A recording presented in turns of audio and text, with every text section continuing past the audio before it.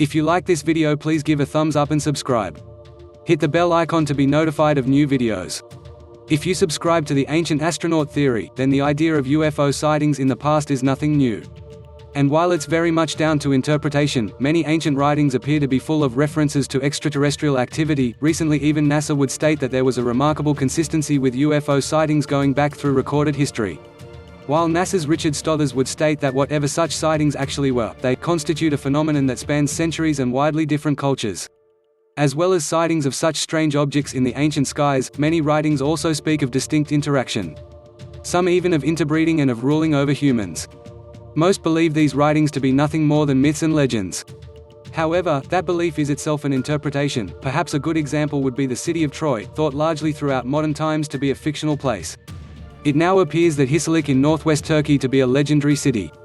While more research is required to firmly establish this is the Troy of legend, it surely leads to the questions of how many legends are, in fact, historical accounts. Before we look at some of the ancient UFO sightings, check out the video below.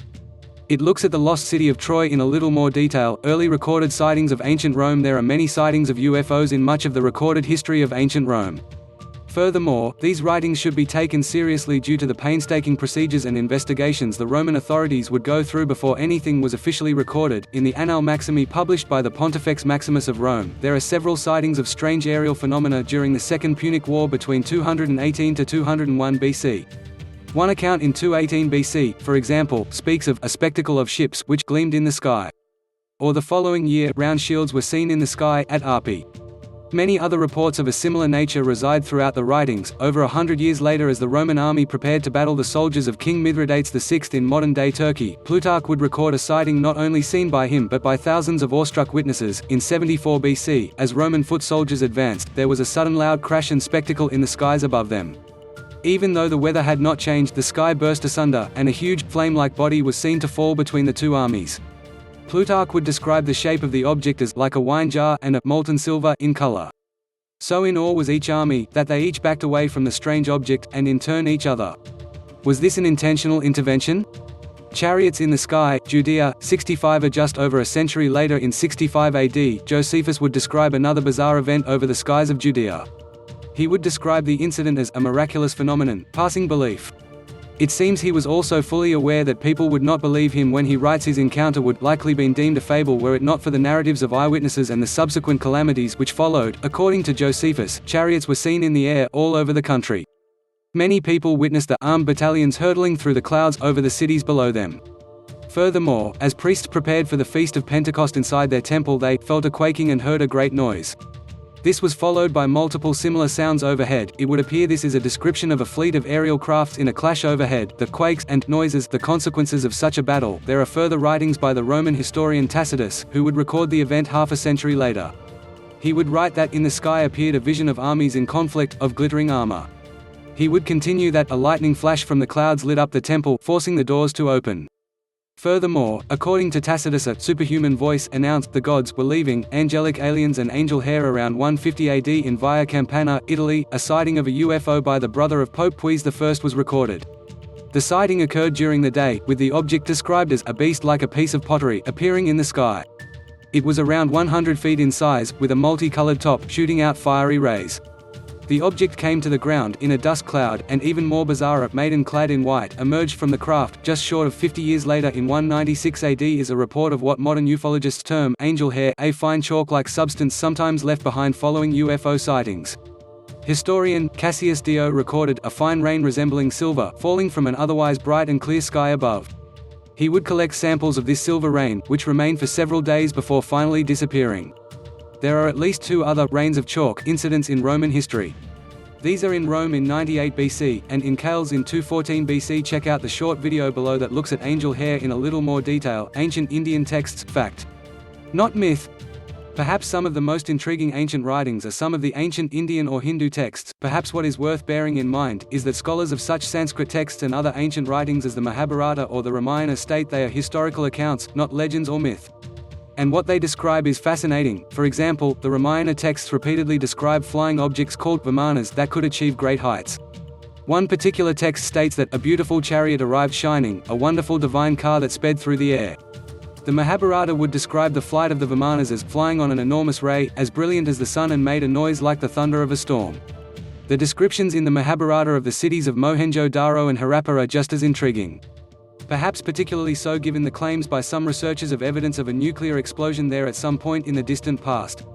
According to the ancient text, the cities were destroyed with a great weapon, the Agnya. The text reads, "White-hot smoke that was 1,000 times brighter than the sun rose in infinite brilliance and reduced the city to ashes. Water boiled, horses and war chariots were burned by the thousands, the corpses of the fallen were mutilated by the terrible heat so that they no longer look like human beings."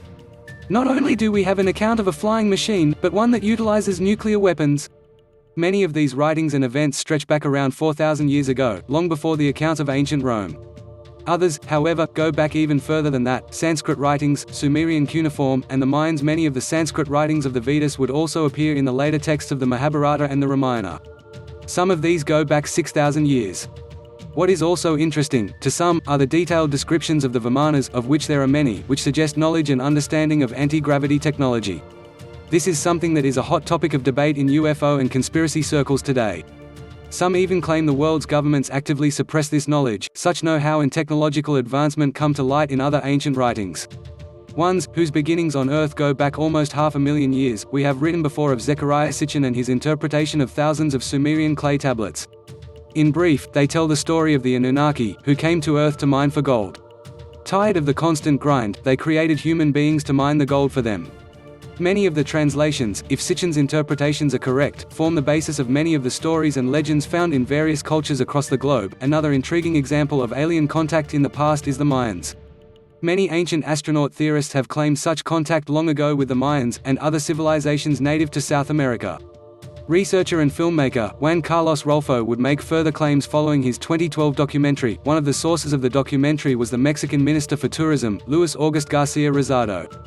He would state that there was definite contact between the Mayans and extraterrestrials, proof of which was the 3,000-year-old landing pads in the jungle. This was possible due to translations of certain codices.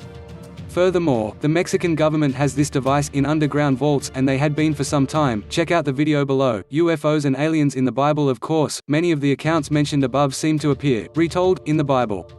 And many of the biblical accounts are apparently laden with references to UFOs or extraterrestrials. We have written before of the flood, for example. And of the Ark of the Covenant, the Exodus, and the manna machine, and the eternal search for it. Perhaps the telling of the parting of the Red Sea, before the Exodus, is another example of alien technology or intervention. According to the account, Moses would part the waters by stretching out his hand, causing a wind to come from the east. Was this the utilization of a technological, alien device? Many ancient astronaut theorists believe so. In a similar story to the ancient cities of Mohenjo-Daro and Harappa, the Bible tells of Sodom and Gomorrah. According to Genesis, the cities had turned into a hive of sexual depravity, so much so, God would destroy it. However, he would first send 2 angels to forewarn Lot, a man who the angel said was not deserving of such an end. As the angels informed Lot, a mob would surround the house, demanding the 2 men be brought out. As the mob attempted to rush into the building, the angels would strike them with blindness so that they could not find the door. The following morning, the angels, Lot, and his family left the city and would head for the hills. Verse 28 describes the aftermath of the destruction, stating, "Toward all the land of the plain, he saw dense smoke rising from the land, like smoke from a furnace." Was this the fury of the Lord? Or the advanced, nuclear weapons of an extraterrestrial race, loaded with alien and UFO references? Might such writings as the Bible be retellings of other ancient writings? And these, in turn, telling of the interaction between humans and extraterrestrials stretching back thousands and thousands of years? One where angels and gods are actually aliens.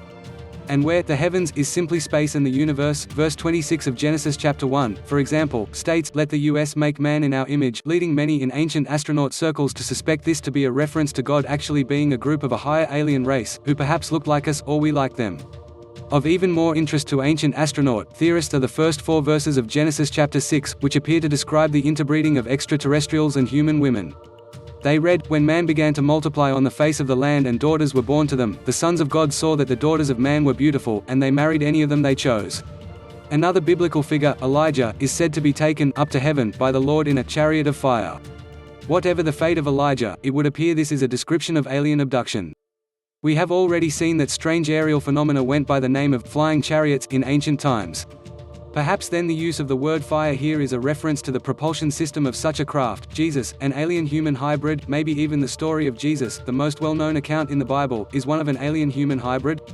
As outlandish as that sounds, and probably is, the reasons for this theory make a certain amount of sense, for example, Mary discovering her miraculous pregnancy. Perhaps this is an implant of a hybrid human-alien fetus. One that her mind was programmed to believe to be a divine act. In a similar way to how Moses made his way through the wilderness during the Exodus, the story of the 3 wise men and the guiding star is another that could easily sit in the UFO sighting category. The continued divine acts and miracles performed throughout the life of Jesus are also intriguing. Might there be alien capabilities deep within his hybrid DNA? Even his rising from the dead following his apparent death is, to some, extraterrestrial activity as opposed to divine intervention. Of course, the story of Jesus and if he existed is a conspiracy in and of itself. One which, it would appear, encroaches into the ancient alien arena, as well as the alien question. The video below looks at the claims of connections between Jesus and aliens.